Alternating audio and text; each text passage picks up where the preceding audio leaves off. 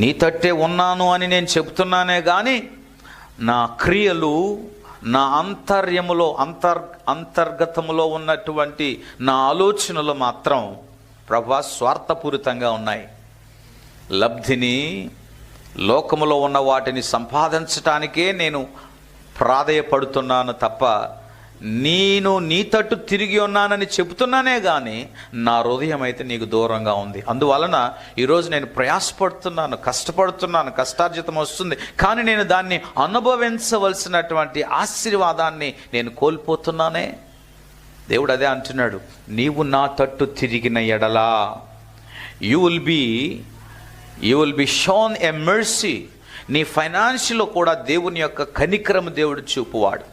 నువ్వు చేయు ప్రతి కార్యములలో కూడా దేవుడు కనికరము చూపువాడు. మనం ఏదైతే కలిగి ఉన్నామో దేవుని కనికరము వలన